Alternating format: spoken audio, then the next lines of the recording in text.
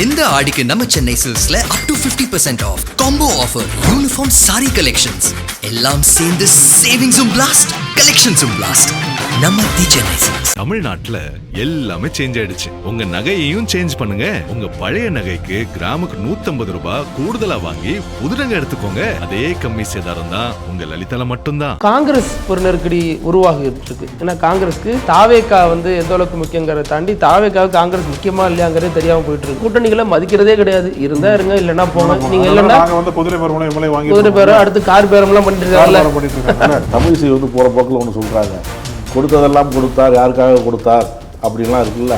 இவங்க பாடுறாங்க, கொடுத்ததெல்லாம் கொடுத்தார், இருப்பவருக்கே கொடுத்தார், இல்லாதவருக்காக கொடுத்தார் அப்படின்ட்டு தமிழிசை போய் போறாங்க. விலைவாசின்னு ஒரு பக்கம் உயர்ந்துட்டு இருக்கு. சாமானியம் எப்படி பாதிக்கப்படுறான்? நீ கொடுத்த வாக்குறுதியை நிறைவேற்றலையே, 2500 என்னாச்சு? காசு இல்லைன்னு தானே சொல்றீங்க. அதுதான் பிரேமலதா விஜயகாந்த் கேட்குறாங்க. அப்போ மக்கள் தேவையை பற்றி பேசாம புகழ் பாடுறதுக்கு மட்டும் சட்டமன்றம் எதற்கு அப்படிங்கிறாங்க. தமிழ்நாட்டில் விஜய்க்கு நெருக்கடி கூட்டணி கட்சிகள்லாம் கொடுக்குறாங்க. விஜயோட நடவடிக்கைக்காக நெருக்கடி இருக்கு. ஒரு பக்கம் விசிக ஆணவ படுகொலை தடுப்பு சட்டம் கொண்டு வரணும்னு சொல்றத இந்த அரசு காதலே வாங்குறது இல்லை. இன்னைக்கு அவர் தாவேக்காவை சேர்ந்த ஒருத்தர் குடும்பத்திலே இந்த ஆணவ படுகொலை நடந்திருக்கு. அது நிகழ்த்துறதே தாவேக்காரராக இருக்காருங்கிற தகவலும் சென்னை பக்கத்தில் தையூர்னு ஒரு இடத்துல நடந்திருக்குன்னு வெளில வந்துட்டு இருக்கு. இது அரசுக்கு ஒரு நெருக்கடியாக இருக்கு. அது மாதிரி இடதுசாரிகள் ஒரு பக்கம் நெருக்கடி கொடுத்துட்டு இருக்காங்க. ஏன்னா இடதுசாரிகளுக்கு இவர் நெருக்கடி கொடுத்தாரு. 2 குதிலியம்பாறை ஒரு நிகழ்ச்சி, இன்னொன்று இடதுசாரிகளை கணக்கெடுக்கணுங்கிறத தாண்டி பள்ளிக்கு, அதாவது கல்லூரிகளில் இடதுசாரிகள் அமைப்பை சேர்ந்தவர்கள் எத்தனை மாணவர்களோட தொடர்பில் இருக்காங்கன்னு கணக்கெடுங்க அப்படின்னு சொன்னதாக இருக்கலாம். இன்னொரு புறம் காங்கிரஸ் ஒரு நெருக்கடி உருவாகிட்டு இருக்கு. ஏன்னா காங்கிரஸ்க்கு தாவேகா எந்த அளவுக்கு முக்கியங்கிறத தாண்டி தாவேகாவுக்கு காங்கிரஸ் முக்கியமாக இல்லையாங்கிறதே தெரியாமல் போயிட்டு இருக்கு. இங்கே தமிழ்நாட்டில் எது நடந்தாலும் ராகுல் காந்தி பெரிய அளவில் கருத்து சொல்கிறது இல்லை. மற்ற இடங்களில் நடக்கிற தேர்தல் எல்லாம் முறைகேடு நடக்குது, பாஜக மோசடி பண்ணுதுன்னு சொல்கிறவர் இந்த தேர்தல் நடந்ததில் பாஜக மோசடி இருக்கா இல்லையான்னு இது வரைக்கும் சொல்லவே இல்லை. திமுக ஆட்சி நடந்தப்ப ராகுல் திமுகவை எதிர்த்து சொல்லல, ஒரு சிலர் மட்டும்தான் கருத்து சொல்லல, மற்றவங்கலாம் திமுகவை கடுமையாக தாக்கிட்டு தான் இருந்தாங்க. ஆமாம், விசிகெல்லாம் எந்த அளவுக்கு எதிர்ப்பாக இருந்தாங்கன்னு சொல்லிட்டு பார்த்தோம் இல்லையா, பல விவகாரங்கள். நேற்று நீங்கள் பாருங்களேன், சட்டசபையில் இந்த சபாநாயகர் எவ்வளோ நாளும் எல்லாரும் பாராட்டுறாங்க. ஆனால் சபாநாயகர் பாஜக எதிர்ப்பை மட்டும் பேசக்கூடாதுன்னு ரொம்ப தெளிவாக இருக்கார். ஒருவேளை அவர் மறந்தா கூட அமைச்சர் ஆதவர்தனை எழுந்து வன்னியரசு பேசுறதை நீக்கிடுங்க, பிரதமர் உள்ளிட்டோர் பற்றி பேசியிருக்காரு. அப்படி என்ன பேசினார்னா ஒன்றுமே அவர் பேசல. டீலிமிட்டேஷன் நடந்ததை பற்றி மட்டும்தான் பேசினார். ஆனால் வன்னியரசு யார் சார்ஜ் பண்ணுறாரு? பாஜகவும் பாமக அதிமுக கூட்டணியில் இருக்கிறாங்கன்னு இவங்களை விமர்சிக்கிறார். ஆனால் அவர் பேச்சு நீக்க சொல்றது யாருன்னா அவரோட சக அமைச்சராக இருக்கிற ஆதவ அர்ஜுனா. எதற்காக நீக்க சொல்றாங்கன்னா பாஜக பத்தி பேசிட்டாருன்னு. இதற்கு முன்னாடியே பாஜக பத்தி ஒரு முறை பேசினாரு, அதை சபாநாயகர் இங்க பேச வேணான்ட்டாரு, வாய்ப்பு கொடுக்கல தமிழ் தாய் வாழ்த்து விவகாரத்தில். இப்போ பேசும்போது சபாநாயகர் அதே முடிவு தான் எடுக்கிறாரு. நீங்க பேசணும்னா வெளில மேடை போட்டு பேசிக்கங்க. அவர் சொல்றாரு, நாங்கள் என்னெல்லாம் செஞ்சிருக்கோம் பட்டியல் போட்டவர் முத்தலாக் தடை சட்டம் சொல்ல வந்தார். இங்கே பேசாதீங்க, வெளியில மேடை போட்டு பேசிங்க கேட்டார். அப்போ இதை எப்படி விசிக வேடிக்கை பார்க்கறது அப்படின்னு ஒரு கேள்வி இருக்கு. மதிமுக அதுக்கெல்லாம் கருத்தே சொல்ல மாட்டேங்குது. இப்போ தாவேகா ஒன்று பாஜக எதிர்ப்பை குறைக்குது, இல்லை பாஜக எதிர்க்கக்கூடிய கட்சிகளை டைவர்ட் பாலிடிக்ஸ் மூலிமா தன்னை எதிர்க்க வைக்க. நீங்க எப்படி சொல்றீங்க? இந்திய கம்யூனிஸ்ட் எம்பி சுப்ராயன் என்ன சொல்றாருன்னா, தமிழ்நாட்டில் தாவேகா ஆட்சி நடக்கிறது என்பது முழு உண்மை அல்ல. தோற்றத்தில் தாவேகா ஆட்சி நடைபெறுவதாக எண்ணலாம், ஆனால் உள்ளடக்கத்தில் அதிகார வர்க்கத்தின் ஆட்சி தான் நடக்கிறது, சங்கிகளின் கருத்தோட்டங்களே அப்படிங்கிறார். இடதுசாரிகள் யாருக்கு அகைன்ஸ்டா போராட்டம் பண்ணுவாங்க? அவர் சொல்றது பிஜேபி ஆட்சி தான் நடக்குதுங்கிறாரு. அவர் மறைமுகமா சாணவா சொன்ன மாதிரி தான் சொல்றாரு. அவரும் அப்ப ஏன் அந்த ஆட்சிக்கு சப்போர்ட் இருக்கிற சுப்ராயனே சொல்றாரு. அப்ப எதுக்காக சப்போர்ட் பண்றாங்க? முதல்வர் விஜய் ஆலோசனை கூட நடத்துறாருல, எம்பிகள் ஆலோசனை கூட்டா, அதுல பங்கேற்றவர். அப்ப என்ன கேள்வி எழுதுன்னா, அந்த அதிகார வர்க்கம் நடத்தக்கூடிய ஆட்சி, அந்த சங்கிகளுடைய ஆட்சியில் நீங்க ஏன் ஆதரவு கொடுக்குறீங்கன்னு கேள்வி வராதா? நீங்க என்ன சொன்னீங்க? ஜனாதிபதி ஆட்சி வந்துடக்கூடாது, அந்த மாதிரி பாஜக ஆட்சி வந்துடக்கூடாது. நேரடியா பாஜக ஆட்சி இல்லாம மறைமுகமா பாஜக ஆட்சி நீங்க தான் சொல்றீங்க. அப்போ ஆமா, மறைமுக பாஜக ஆட்சிக்கு எப்படி நீங்க சப்போர்ட் பண்ணலாம் அப்படின்ற ஒரு கேள்வி தான் இவங்களாச்சு இந்த அளவுல விமர்சிக்கிறாங்க. விசிக, காங்கிரஸ், மதிமுக, ஐயுஎம்எல் எந்த விமர்சனத்தையும் வைக்கிறது இல்லை அரசின் மீது. இடதுசாரிகளாச்சும் ஓரளவுக்கு வாய்ஸ் அவுட் பண்றாங்க. ஏன்னா இடதுசாரிகளை சீண்டிருக்காரு விஜய், அதனால அவங்க அந்த குரல் கொடுக்குறாங்க. மதிமுக இதுக்கு மேல சீனாங்களே. நாஞ்சல் சம்பத்தை வச்சு வைகோவை கடுமையாக விமர்சிக்க வச்சாங்க. எங்கள் தலைவர் காலில் விழுந்து கிடக்கிறாருன்னாங்க. வைகோவினுடைய புத்தக வெளியீட்டு விழாவுக்கு இவங்க போகாமல் இருந்தாங்க. அவர் அப்படியும் டெல்லியில் பேனர்லாம் வச்சுருந்தாரு. அப்பயும் பெரிய அளவில் ரெஸ்பாண்ட் பண்ணல. அதற்கு கூட மதிமுக கோவப்படலை. அப்போ இது எல்லாமே கூட்டணி கட்சிகளை மதிக்கிறது இல்லை. இப்போ திருமாவளவன் வேகமாக அறிவிச்சாரு, அந்த கூட்ட நெரிசல் பேசவே முடியாத நேரத்துல 2 நிமிஷத்துலையும் தாவேக்காவோட கூட்டணி போறோம் அப்படின்னாரு. ஆனாலும் தாவேக்கா இது வரைக்கும் நாங்கள் உங்களோட கூட்டணி இருக்கணும் ஒரு இடத்துலையும் சொல்லலை. இந்த கூட்டணிக்கான பெயரையும் இன்னும் வைக்கல. அப்படின்னா கூட்டணிகளை மதிக்கிறதே கிடையாது. இருந்தா இருங்க, இல்லைன்னா போங்க. நீங்க இல்லைன்னா குதிரை பேரம், அடுத்து கார் பேரம்லாம் பண்ணிட்டு இருக்காங்க. காருன்னு சொன்னோன்னே கார் விஷயத்துல இந்திய கம்யூனிஸ்ட் வந்து தலை ராமச்சந்திரன் சொல்றாருல்ல, வேணான்னு சொல்றாரு. சண்முகம் என்ன சொல்றாரு, கடனுக்கு கொடுங்க அப்படின்னு சொல்றாரு. அதாவது கடனாக கொடுக்கலாம், கடன் தொகை கொடுத்து அந்த மாதிரி கொடுக்கலாம் அப்படிங்கிறாரு. இப்போ இது திமுக வேணான்னு சொன்னிச்சு, நலிந்தவர்களுக்கு நீங்கள் பரிசீலித்து கொடுங்க, அது உங்கள் விருப்பம்னு சொல்லிச்சு. கொடுக்க எல்லாத்துக்கும் கொடுக்க வேணாம்லாம் திமுக சொல்லலை. அதுக்கே ஆதவர்ஜனா வந்து திமுக உதவியை அவ்வளவு கடுமையாக எடுத்து பேசுகிறார். அப்போ வேண்டாம் அப்படின்னு சொன்னதும் கூட்டணி கட்சி சொல்கிறது இல்லை கம்யூனிஸ்ட், அதை ஒன்றுமே ஒருத்தருமே சொல்லலையே ஆளுங்கட்சி தரப்புல இருந்து. அது எனக்கு ஒரு கேள்வி வருது. நீங்கள் அவங்கள தான் கோட் பண்ணி பேசினார், அந்த எம்பி வந்து கார் இல்லாமல் வராரு, கஷ்டப்படுறாரு அப்படின்னாரு. ஆனால் அந்த எம்எல்ஏ மாரிமுத்தோட மாநில செயலாளர் என்ன சொல்கிறாரு, அந்த கட்சியோட மாநில செயலாளர் தேவையில்லாத செலவு நிலைப்பாடே அது இல்லை அப்படிங்கிறாரு. ஏன் பாமகவும் கார் வேணான்னு தானே சொல்லுது. அதுக்கு நீங்கள் விவசாயிகளுக்கு நெல் குடோனில் சரி பண்ணுங்க அப்படின்னு அவங்க ஒரு வாதத்தை முன்வைக்கிறாங்க. சௌமியா பண்ணி அதை என்ன சொல்றாரு, அமைச்சர் பதவியெல்லாம் எல்லா எம்எல்ஏவும் கேட்குறாங்க. என்ன அவர் மட்டும் அமைச்சர், அவரும் இப்போ தானே வந்தார், புதுசாக எம்எல்ஏ தானே வந்தார், அவருக்கு மட்டும் என்ன எம்எல்ஏ? நான் எத்தனை வருஷமாக கட்சியில் இருக்கிறேன், எத்தனை வருஷமாக மன்றத்தில் இருந்தேன், நானும் தான் நோட்டீஸ் ஒட்டியிருக்கேன் அப்படின்னு எல்லாம் கேட்குறாங்க. அதனால் கார் வழங்கி அவங்களுக்குலாம் வாய்ப்பு விட்டு போட்டுறாங்க அப்படின்னு உதயகுமார் சொல்கிறார். அதிமுக முன்னாள் அமைச்சர் உதயகுமார் அந்த மாதிரி சொல்கிறாரு. கட்சிக்காரர் எம்எல்ஏலாம் ஓட போகிறாங்க, அவங்களுக்கு தக்க வைக்கணும், அதனால் அரசாங்கம் பணத்தில் கார் வாங்கி கொடுக்குறாரு நினைக்கிறாரு முதல்வர் அப்படின்னு திண்டுக்கல் சீனிவாசன் சொல்கிறாரு. இதுதானே ஊரா வீட்டு நெய்யில் ஸ்வீட் போடாதீங்க சிஎம் சார்னு அவரை சொல்லிட்டு இவரும் அதே செய்கிறாரு. திண்டுக்கல் சீனிவாசனும் அதான் சொல்கிறாரு, உதயகுமாரும் அதான் சொல்கிறாரு. இல்லை, இதில் இன்னொன்று பார்த்தீங்கன்னா, அந்த தாய்மாமன் தங்க மோதிரம் திட்டம் இருக்குல்ல, அது கிட்டத்தட்ட 11 தங்க நிறுவனங்கள் கோட் பண்ணிருக்கு. ஓகே பண்ணிருக்காங்க. அதுல ஒரு நிறுவனம் 1 பைசாவுக்கு பண்ணி தரங்குது. நகை விலை இல்லாம 22 கிராம் நகையை அரசு கொடுத்துரும். அது செஞ்சு தரது ஹால்மார்க்கு, பேக்கிங்கு, அப்புறம் இந்த மாதிரி இன்சூரன்ஸ், இதெல்லாம் அவங்க 1 பைசால எப்படி பண்ணி தருவாங்கங்கிறது கேள்வி. ரெண்டாவது, அந்த 1 பைசாவுக்கு வேற யாராவது பண்ணுவீங்களா அப்படின்னு மீதி 10 நகை நிறுவனங்கள்ட்ட கேட்டப்ப இன்னொரு நிறுவனம் அது வந்து ஒத்துருக்கு, எனக்கு பண்ணித்தர முடியும் ஓரளவுக்குன்னு. ஒன்று இவங்களுக்கு 70%, புதுசாக வந்தவங்களுக்கு 30% கொடுத்துருக்காங்க.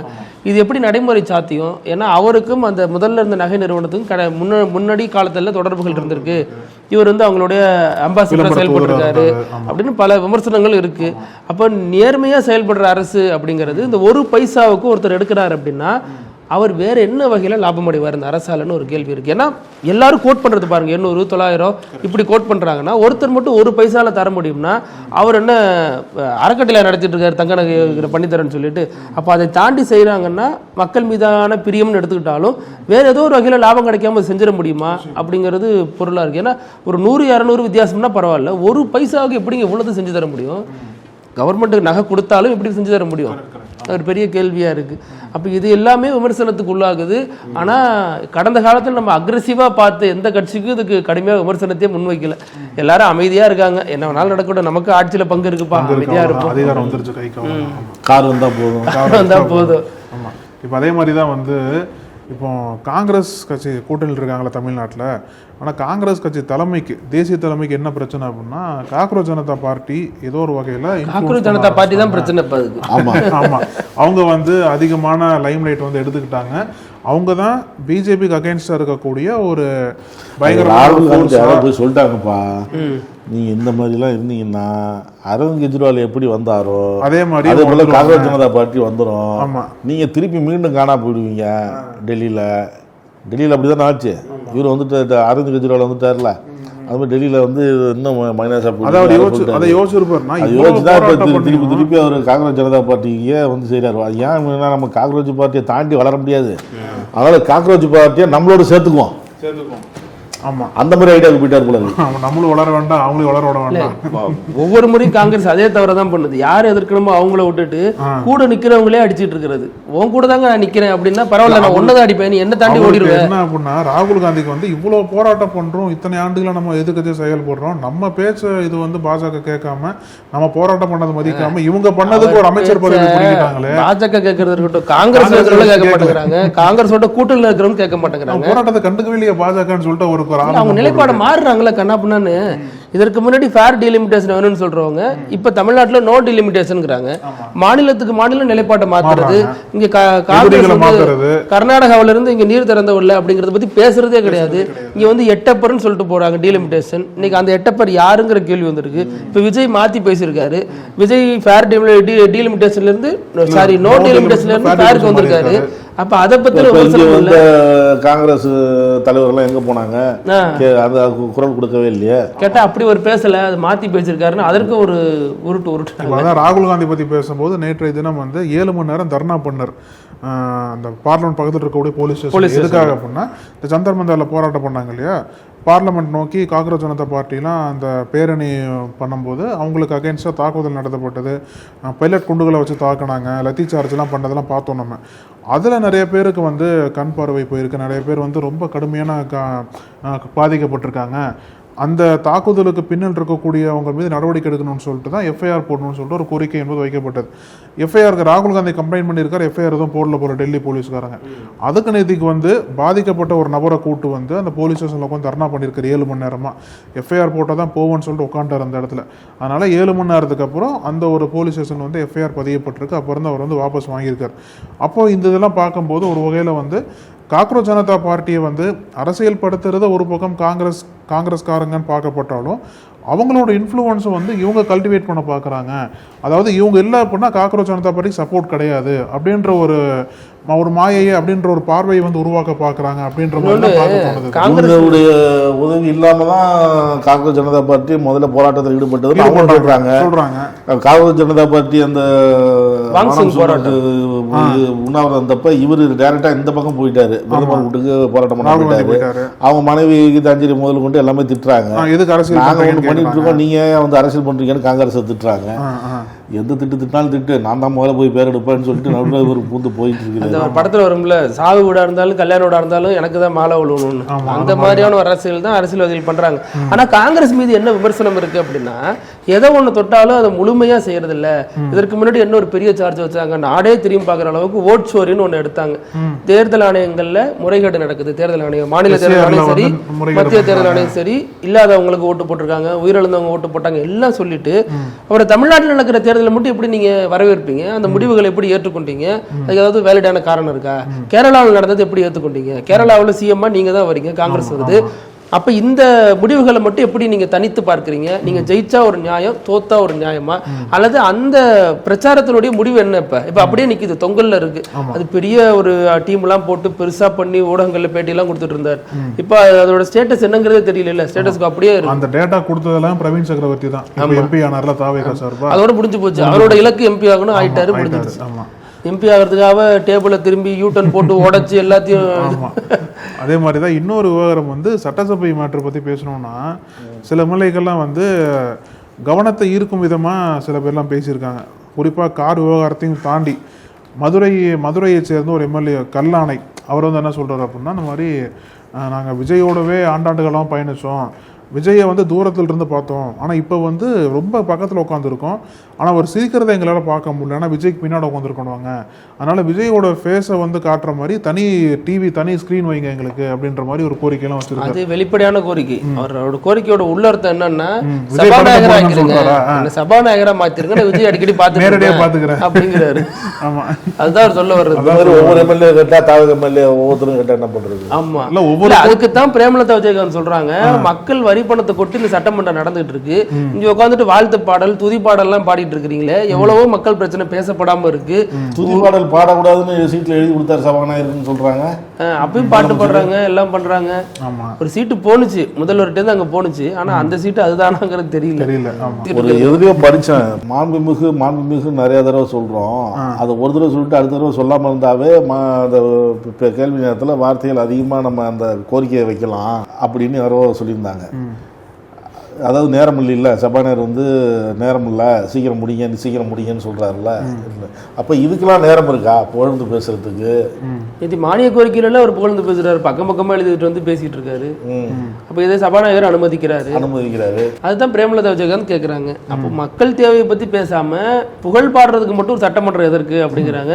ரெண்டாவது கரண்ட் பில்லு ஏன் அதிகமாக இருக்குன்னு கேட்க வந்தப்போ தான் அதை அமைச்சர் திருப்பி விடுறார் நிர்மல்குமார். கரூர் கம்பெனின்னு சொல்லி அது எங்கெங்கேயோ போய் டாய்லெட் பாத்ரூம் வந்து அவர் பதிலடி கொடுத்து இவர் பேசி அதுல என்ன பிரயோஜனம்? ஆளுக்கு ஒரு கவுண்ட் ஏறும். இவர் ஒரு பாயிண்ட் எடுத்து அவர் ஒரு பாயிண்ட். அவை முன்னவர் செங்கோட்டையன் வந்து முக்கூர் சுப்பிரமணியம் பேசும்பொழுது அவை முன்னவர் செங்கோட்டையன் இது என்ன சட்டமன்றமா, நம்ம என்ன பண்ணிட்டு இருக்கிறோம், இதை பத்தி பேசுங்க, தேவையில்லாம அரசியல் மேடை மாதிரி பேசிட்டு இருக்கிறாரு அப்படிலாம் சொன்னார்.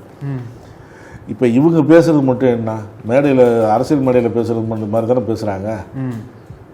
கார் வேண்டாம் தான் சொன்னோம், வேறுமா சொல்றோம், நிதி நெருக்கடியா இருக்கு, எல்லாரும் சொல்கிறாங்க வேணான்னு. நீங்கள் உங்களுக்கு விருப்பப்பட்டது யாருக்கு வேணாலும் கொடுங்க, எங்களுக்கு வேண்டாம் அப்படி தானே சொல்கிறாங்க. அதுக்கு நீ வந்து 3 வீடு வச்சுருக்கிற, 2 வீடு வச்சுருக்கிற அப்படின்னு சொல்கிறது. அப்புறம் ஒவ்வொருத்தரும் அந்த பக்கத்துலேருந்து கமெண்ட் அடிக்கிறது. இது தேவையில்லாத நேரத்தை தான் வீணாக்குது அப்படிங்கிறாங்க அவங்க. தமிழிசை வந்து போகிற போக்கில் ஒன்று சொல்கிறாங்க, கொடுத்ததெல்லாம் கொடுத்தார், யாருக்காக கொடுத்தார் அப்படின்லாம் இருக்குல்ல. இவங்க பாடுறாங்க, கொடுத்ததெல்லாம் கொடுத்தார், இருப்பவருக்கே கொடுத்தார், இல்லாதவருக்காக கொடுத்தார் அப்படின்ட்டு தமிழிசை போய் போறாங்க. கார் இருக்கிறவங்களுக்கு தான் திருப்பி நீ காரை கொடுக்குற, கார் இல்லாதவங்க கேட்கவே இல்லையே. கோரிக்கை கார் உண்மையிலுமே கார் இல்லாதவங்க கோரிக்கை வச்சாங்களா? இல்லை, கார் இருக்கிறவங்க தான் உங்களுக்கு கோரிக்கை வச்சாங்க அப்படின்னு அவங்க சொல்றாங்க. இந்த விவகாரமுத்து இது வந்து அதிகபட்சம் இந்த இவ்வளவு நேரம் அந்த விவகாரமே தேவையில்லை பேசுறதுக்கு. இல்லை, இப்போ பேசவே டைம் இல்லைங்கிறாங்க. அந்த டைம்ல ஒரு டைம் கொடுக்கப்படுது. அதுல ஒரு எம்எல்ஏ டிவியில மதுரையில் செய்தியாளர் சந்திப்புல கேள்வி கேட்குறாங்க, மக்கள் பிரச்சனைகளுக்கு நேரம் இல்லைங்கிறீங்க, ஆனால் நீங்கள் ஒன்று சொல்கிறீங்க, எதிர்க்கட்சியாளர் ஒன்று சொல்கிறாரு, இதுக்கு மட்டும் இப்படி போகுது அப்படிங்கிறப்ப அவருக்கு பதிலே சொல்லலை. இல்லை, நாங்கள் வந்து 6 மணி வரைக்கும் நடத்தணும், ஒவ்வொருத்தருக்கும் ஒரு நேரம்லாம் கொடுக்கப்படுது அப்படி இப்படின்னு சொல்கிறாரு ஒழிய திருப்பி அதை பற்றியே திருப்பி இன்னொரு கேள்வி கேட்கும்போது அதுக்கான பதில் அவர் சொல்லவே இல்லை. ஏங்க இந்த மாதிரி செய்தியாளர் கேள்விக்கு அதுக்கு பதிலே சொல்லுவார். இப்போ கோரிக்கை வைக்கவே நேரம் இல்லைன்னா எந்த மாதிரி கோரிக்கை வைக்கிறோன்னு இருக்கு. இப்போ விசிக எம்எல்ஏ ஜோதிமணிக்கு இதுதான் பிரதானமாக தெரிஞ்சிருக்கு, எல்லாருக்கும் ஒரு கார் கொடுக்குங்கிறத. அவர் வெற்றி பெற்று வந்து இத்தனை ஆண்டுகளுக்கு பிறகு சட்டமன்றத்துக்கு வராரு அப்படின்னா அவரோட முதல் கோரிக்கை இதுவாக தான் இருக்குங்கிறது தான் வினோதமாக இருக்கு. அப்போ வேற எதுவுமே உங்கள் தொகுதியில் பிரச்சனை இல்லையா, மக்களுக்கு எதுவும் பிரச்சனை இல்லையா, இதை பிரதானப்படுத்தியா வைக்கிறீங்க? மற்ற பிரச்சனைகளை தாண்டி இதை வைக்கும் பொழுது ஓகே எல்லாம் சரியாயிடுச்சு இதை வைக்கிறோம் அப்படின்னா. ஆனால் இதை நீங்கள் பிரதானப்படுத்தி வைக்கிறது அதனுடைய பின்னணி என்ன? ஏன்னா சொன்ன உடனே முதல்வர் சாங்ஷன் பண்றாருன்னா அப்ப இதெல்லாம் முன்கூட்டியே திட்டமிடப்பட்டதா அப்படிங்கிறது ஒன்று. ஏன் எம்எல்ஏக்கு மட்டும்தான் கால் தருவீங்களா, மற்றவங்களுக்கு கால் தர மாட்டீங்களா? இப்போ விழுப்புரம் மாவட்டம் ஊராட்சி மன்ற தலைவர்கள் கூட்டமைப்பினர் நேற்று கலெக்டர் ஷேக் அப்துல் ரஹ்மானிடம் மனு அளித்தனர். அவங்க கேட்கும்போது எங்களுக்கெல்லாம் பைக்கு கொடுங்க, எம்எல்ஏக்கு மட்டும் கார் கொடுக்குறீங்க, எங்களுக்கெல்லாம் பைக் கொடுங்கன்னு ஒரு கோரிக்கை வச்சுருக்காங்க. இதுமாரி போயிட்டு இருந்தால் ஒன்று ஒவ்வொருத்தருக்கும் இந்த மாதிரி கோரிக்கைலாம் அதிகமாகும் அப்படிங்கிறாங்க அவங்க. அள்ளி கொடுப்பவர் இல்லை, கிள்ளி கொடுப்பவர் இல்லை, அள்ளி கொடுப்பவர் எங்கள் முதல்வர்னு அவன் சபாநாயகர் சொல்கிறார். மக்களுக்கு ஏதாச்சும் பார்த்து கொடுங்க, நீங்கள் அள்ளி கொடுங்க கிள்ளி கொடுங்க, கொஞ்சம் பார்த்து செய்யுங்க அப்படிங்கிறத விவசாயிகளோட கோரிக்கை, பெண்களுடைய கோரிக்கை, மாதாந்திர மகளிர் உரிமை தொகை ஏற்றுங்க, இலவச பேருந்து பயணம் கொடுங்க அப்படிங்கிறதுலாம் அவங்களுடைய கோரிக்கையாக இருக்குது. மாணவர்கள் இப்போ இதெல்லாமே தப்பு சொல்கிறாங்கல்ல, இதெல்லாம் சரி, இதெல்லாம் ஓகே. இப்போ கடந்த காலங்களில் வந்து சில விமர்சனம் முன்வைக்கப்பட்டுச்சு, இவங்களுக்கு வந்து என்ன வாழ்க்கை வாழ்கிறாங்க, எதுக்காக இவ்வளோ பணம் செலவழிக்கிறீங்க அப்படின்னு. அப்படி விமர்சனம் வச்சவங்கெல்லாம் ஜாதி ரீதியாக மத ரீதியாக சிந்திக்கக்கூடியவங்க நம்ம சொன்னோம். இப்போ இன்னைக்கு அதே விமர்சனத்தை அமைச்சரே வைக்கிறாரு. ஒரு மாணவர் ஆராய்ச்சி நிதியில் ஈடுபட்டிருக்க அந்த மாணவர் மீது இப்படி விமர்சனத்தை வைக்கிறாங்க அப்படிங்கிறப்ப இது எப்படி பார்க்கறது? அந்த விசிக எம்எல்ஏவுக்கு இது முக்கியமானதாக தெரியலையா? அம்பேத்கர் அயலக கல்வி உதவி திட்டம், இதில் நிறைய குளறுபடிகள் நடக்குது, லண்டனில் நிறுத்திட்டாங்க, அதை பற்றி பேசுறது முக்கியமா, அவர் கார் வாங்குறது முக்கியமாங்கிற கேள்வியும் இப்போ எழுப்புறாங்கல்ல. கார் விஷயத்திலேயே ஆதவ சமாளிக்கிறார். இங்கே இருக்கிறவங்க 59 பேருக்கும் கார் வேண்டான்னு இவர் சொல்கிறாரு. யார்? உதயநிதி சொல்கிறாரு. இந்திய கம்யூனிஸ்ட்டு அவங்க வந்து கார் வேணான்ட்டாங்க, சண்முகமும் வேணான்ட்டார். என்னடா கார் கொடுக்க போகிறோம் தெரிஞ்சு நமக்கே எல்லாம் எதிராக திருப்புதே அப்படின்னு சொல்லிட்டு இங்கே இருக்கிற தாவேக்கா எம்எல்ஏக்கு கார் வச்சுருந்தவங்க யாரும் நான் வாங்க மாட்டாங்க அப்படின்னு ஆதரவு வச்சுனா அதை கவனிச்சிக்கலாம் நீங்கள். அப்போ நீங்கள் முதல்ல அறிவிப்பு எப்படி கொடுத்துருக்கணும்? கார் இல்லாதவங்களுக்கு நல்ல எம்எல்ஏக்கள் விருப்பப்பட்டா கொடுக்குறேன்னு சொல்லியிருந்தா சரின்னு ஏற்றுக்கலாம். இப்போ வந்து சமாளிச்சு எப்படியோ சமாளிச்சுட்டார். அந்த இடத்துல எதிர்கட்சி மேலே ஏதோ ஒன்று சொல்லி திருப்பி விட்டு சமாளிச்சு விட்டார். மக்கள் வரி பணத்தில் இருந்து ஒரு பைசா கூட தொடமாட்டோம் என்று கூறிவிட்டு தற்போது மக்களின் பணத்தில் எம்எல்ஏக்கு கார் வழங்குவது ஏன்? டிடிவி தினகரன் அவர் கேள்வி எழுப்புறாரு. இந்த கார் விஷயம் மிகப்பெரிய அளவில் எதிர்ப்பு வந்துருக்காட்டுருக்கு. எம்எல்ஏக்கள் எதுக்கு கார் எம்எல்ஏக்குன்னு. அது நான் சொன்ன மாதிரி தான், ஒவ்வொரு எம்எல்ஏவும் பணம் கொடுத்துட்டு எம்எல்ஏ ஆகிறாங்க. கட்சிக்கு பணம், கட்சி தலைமை கேட்குற பணத்தை கொடுத்துட்டு எம்எல்ஏ ஆகிறதெல்லாம் இருக்குது. 5 கோடி 10 கோடி எல்லாம் பணத்தை கொடுத்துட்டு, நடுவில் இருக்கிற நிர்வாகிகளுக்கு பணம் எல்லாம் கொடுத்துட்டு, ஏற்கனவே நம்ம பேசுனது தான், திருப்பி அதான் நம்ம பேச முடியும் இந்த விஷயத்தில். ஒன்றும் இல்லை, அது ஏற்கனவே பத்திரிகையில் வந்தது தான். இதே தாவேக்காவும் எம்எல்ஏக்கள்கிட்ட பணம் வாங்குது, சீட்டு வாங்க அப்படின்னு பத்திரிகையில் வந்த செய்தி தான். அதை தான் சொல்கிறாங்க. எம்எல்ஏ ஆகிறவங்களாம் சாதாரணமாக ஆக முடியாது. சாமானியம் எம்எல்ஏ ஆக முடியாது. ஏதோ இப்போ இந்த தாவேக்காவில் ஒரு கொஞ்சம் ஆயிருக்கலாம், ஒரு 10 எம்எல்ஏவோ 5 எம்எல்ஏவோ அந்த மாதிரி ஆயிருக்கலாம். அது ஏதோ ஒரு விழுவு வந்துருச்சு. அது எம்ஜிஆர் அப்போ வந்த மாதிரி இப்போ வந்துருச்சு அது. ஆனால் ஒவ்வொரு சாமானியன் எம்எல்ஏ ஆக முடியாது. அதான் உண்மை. எல்லாருமே கார் வச்சுருக்காங்க, 90% கார் வச்சுருக்காங்க. அதான் லிஸ்ட்டே போடுறாங்களே, 190 பேர் எவ்வளோ பேர் கார் வச்சுருக்காங்கன்னு சொல்லி லிஸ்ட்டே போடுறாங்க. இது தேவையில்லாத விரயம். அது ஏற்கனவே நிதி சுமை இருக்குது, அந்த சுமை இருக்குது, ஏகப்பட்ட கொடுத்த வாக்குறுதியை நிறைவேற்றல, இன்னும் போராடிட்டு. நீ கொடுத்த வாக்குறுதியை கொஞ்சம் கொஞ்சமாக திருப்பி கொடுக்குறீங்க. அப்படி இருந்தும் திருப்தி இல்லைங்கிறாங்க விவசாயிகள். குருவரில் இப்போ சம்பாவுக்கு என்ன கேள்னு பதில் இல்லை. விலைவாசின்னு ஒரு பக்கம் உயர்ந்துக்கிட்டு இருக்குது. சாமானியம் எப்படி பாதிக்கப்படுறான்? நீ கொடுத்த வாக்குறுதியை நிறைவேற்றலையே. 2500 என்னாச்சு? காசு இல்லைன்னு தானே சொல்கிறீங்க. விவசாயிகளுக்கு கடன் தள்ளுபடி ஒரு தடவை முடிஞ்சு போச்சு. ஆனால் எம்எல்ஏக்கு மாதம் ஒரு அமௌண்ட் கொடுத்துக்கிட்டே இருக்கணும்ல. இதுக்கெல்லாம் எங்கே போவீங்க? அதான் அவங்க கேட்குற கேள்வி. இன்னொரு பிரச்சனை என்ன இருக்குன்னா, எல்லா கேள்விக்கும் ஆதவர்ஜுனா, நிர்மல்குமார், அதுதான் பிரேமலதா சொல்றாங்க. ஆமா, அதான் கேட்குறாங்க. சம்பந்தப்பட்ட பதில் பேசினா கூட நேரம் வரும், எதுக்கு எடுத்தாலும் இவரு ஏஞ்சி பதில் சொல்லிட்டு உட்காந்துருக்கிறாருன்னு பிரேமலதா சொல்றாங்க. ஆமா, அது மட்டும் இல்லாமல் எதிர்க்கட்சி தலைவர் பேசுகிறப்ப அதிக இடையூறுகள் தர்றாங்கங்கிறது இந்த தரப்பு விமர்சனமாகவும் இருக்குது. இதில் அதையும் தாண்டி பார்க்கணும் அப்படின்னா, அந்த லைவ் ஃபுல்லாக காட்டுறது ஒரு வகையில் நல்லது. இன்னொரு வகையில் அதை பற்றி மட்டுமே விவாதம் நடக்குது. தமிழ்நாட்டில் வேறு பிரச்சனையே நடக்கலையா? அந்த ஆணவ படுகொலை, லாக்அப் டெத்து இதெல்லாம் நடக்குது. அதை பற்றிலாம் ஊடகங்கள் அதுதான் இப்போ நான் சொல்ல வந்தேன். இப்போ எது நடக்குதோ அதை மட்டும் இப்போ இவங்க பேசுனாங்கன்னா நேரடியில் ஒளிபரப்புவாங்க, மக்கள் பார்ப்பாங்க. இப்போ மக்கள் அதிகமாக பார்க்குறதே எதனால தான்னா, நிருபகுமார் என்ன வாய விடுவார், நிருபகுமார் என்ன கிண்டி விடுவார், அது ஆதவர்ஜுனா சம்மந்தம்லாம் ஏதோ ஒன்று பேசுவார், என்ன பேசுவார், உதயநிதி என்ன பதில் சொல்லுவார், நேரு பதிலுக்கு என்ன சொல்லுவார், திமுக எம்எல்ஏ ஏற்றி வருவாங்களா, இல்லை தாவேக்காவிலேருந்து எல்லாம் ஏற்றி வருவாங்களா, இவர் யாரை உட்கார சொல்லுவார், யாரை பேச சொல்லுவார். இதை பார்க்கறதுக்குன்னே இப்போ ஆடியன்ஸ் அதிகமாயிட்டாங்க. இப்போ இதை பார்க்கறது சட்டசபை பார்க்கறதுக்கு இப்போ எல்லாம் இந்த பிரச்சனைக்கு நடுவில் 20 ரூபா சர்க்கரைக்கு விலை ஏற்றிடுறாங்க. அதை பற்றி பேசுறதுக்கு ஆள் இல்லை, சட்டம் இல்லை. இப்போ இன்னைக்கு பேப்பர்லேயே பார்த்தீங்கன்னா ஏதோ ஒரு பள்ளிக்கூடத்தில் மாணவர்களை கழிவறை சுத்தம் பண்ண செய்தி, அதில் தலைமை ஆசிரியர் மேலே நடவடிக்கை அப்படின்லாம் வருது. இப்போ இந்த மாதிரி செய்திலாம் பெருசாக வரல. இப்போ இந்த மற்ற செய்திகள் மறைக்கப்படுது.